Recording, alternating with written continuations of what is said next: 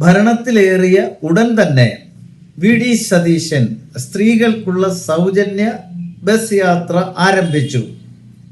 ആദ്യത്തെ 1-2 ദിവസങ്ങളിൽ ഭയങ്കര തിരക്കായിരുന്നു. സ്ത്രീകളെല്ലാം സന്തുഷ്ടരായി.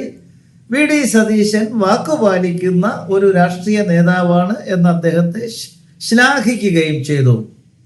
ഇപ്പോഴിതാ റോഡിലെല്ലാം അനാഥരായി ധാരാളം സ്ത്രീകളെ നമുക്ക് കാണാൻ കഴിയുന്നു. എന്താ ഇവിടെ നിൽക്കുന്നത്? ഞങ്ങൾ ഓർഡിനറി ബസ് കാത്തു നിൽക്കുക. എത്ര സമയമായി നിൽക്കുന്നു? ഒരു 2 മണിക്കൂറായി നിൽക്കുന്നു.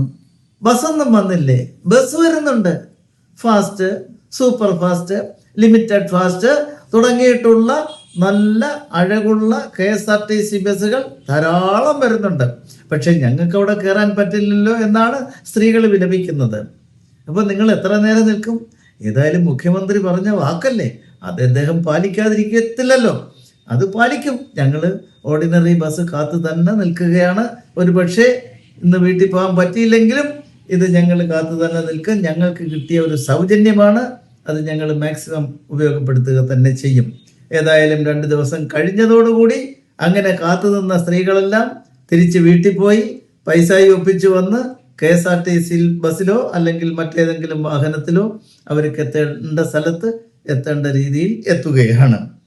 ഇനി പ്രിയദർശിനി സ്കീം നടപ്പിലാക്കുക വഴി പല വണ്ടികളും നടു റോഡിൽ അനാഥമായി കിടക്കേണ്ട സ്ഥിതിവിശേഷവും വരാൻ പോകുന്നു.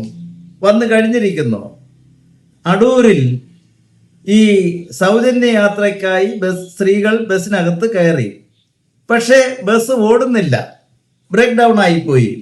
സ്ത്രീകളെല്ലാം ഇറങ്ങിപ്പോയി. ഡ്രൈവറും കണ്ടക്ടറും പരിസരത്തുള്ള പുരുഷന്മാരെയൊക്കെ വിളിച്ചു.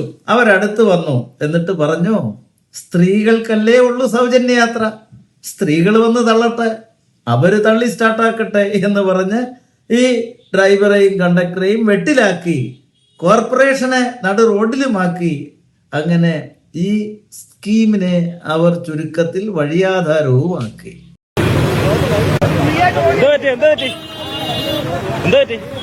സ്ത്രീകളെ കൊണ്ട് തള്ളിക്കെട്ടിയത്, സ്ത്രീകളെ കൊണ്ട് തള്ളിക്കെട്ടിയതാ. അവർക്കാണ് സൗജന്യം.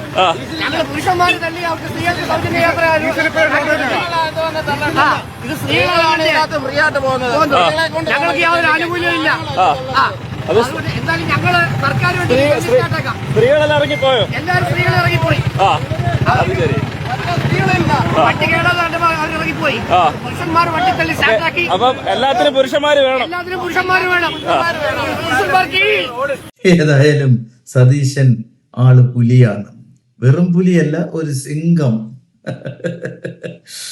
ഇത്രയും നിഷ്ഠൂരത, ക്രൂരത സ്ത്രീകളോട് വേണോ സതീശ? പണ്ടൊരു ചൊല്ലുണ്ടല്ലോ, പരാക്രമം സ്ത്രീകളോടല്ല വേണ്ടും. സ്ത്രീകളോട് പരാക്രമം കാണിച്ചാലുണ്ടല്ലോ തിരിച്ചടി അതിഭയാനകമായിരിക്കും. ഓർത്തു വെച്ചോളൂ.